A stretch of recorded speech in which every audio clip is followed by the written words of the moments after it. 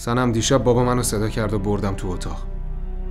ازم درباره ازدواج قبلیم پرسید. منم انکار کردم. اما بعدش یه سری مدارک آورد بیرون. عقدنامه ما، تمام مدارک ازدواجمون. چی؟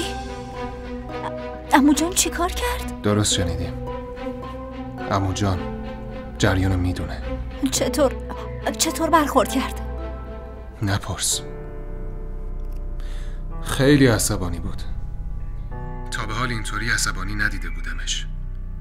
بهم گفتش که هرچه سریعتر باید سنمو طلاق بدیم. خب تو چی گفتی؟ اصلا شرایط خیلی بدی بود.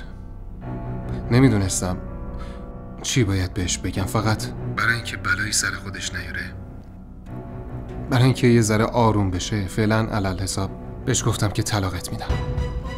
عقلت سر جاشه سعید؟ من همه چیزمو به خاطر تو از دست دادم و تو داری از رفتن حرف میزنی. فقط یه چیزی رو یادت باشه، اگه بخوای به حرف عمو گوش بدی خودم بلا میشم و سرت نازل میشم، خودمو میکشم. اما یادت باشه نمیذارم تو زندگی. حداقل اول گوش کن ببین چی میگم. میشنوم. دیگه کاری هم هست که نکرده باشی؟ سنم من فقط برای ساکت کردنش موافقت کردم. باید چی کار میکردم؟ فکر کردم این کار درستیه و اصلا چه اهمیتی داره. قبول کردم چون به نظرم تنها راه همین بود. اگه قراره منو ول کنی لطفاً همین الان بهم بگو. سنم چی داری میگی؟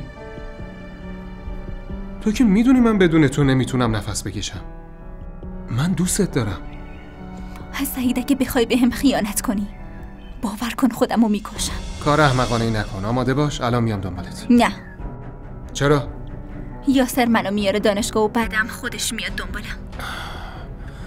پس چهارچشمی حواسش بهت هست.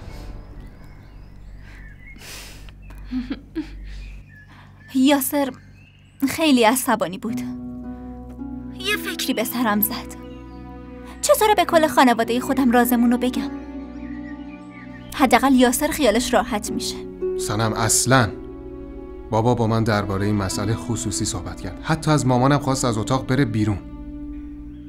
اون این رازو پیش خودش نگه داشته. مدام تکرار میکرد با همون سکوتی که باهات ازدواج کردم با همون سکوتم طلاقت بدم. فکر نکنم بخواد پدر و مادر تو هم خبردار بشن. تا همینجاشم دیدیم بابا تو همچین شرایطی چه واکنشی نشون میده. منظورت چیه سعید؟ باور کن دیگه از این بازیات خسته شدم. سنم هرچی که خواستیم شده. میخواستیم بابا از این موضوع باخبر بشه که شد.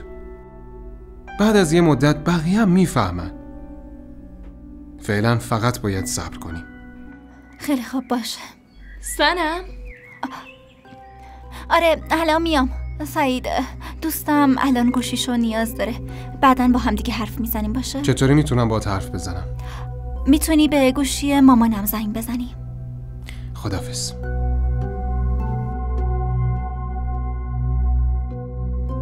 ممنونم. خواهش میکنم. برای امتحانه آماده شدی؟ هی یاره بگی نگی آمادم. خوبه.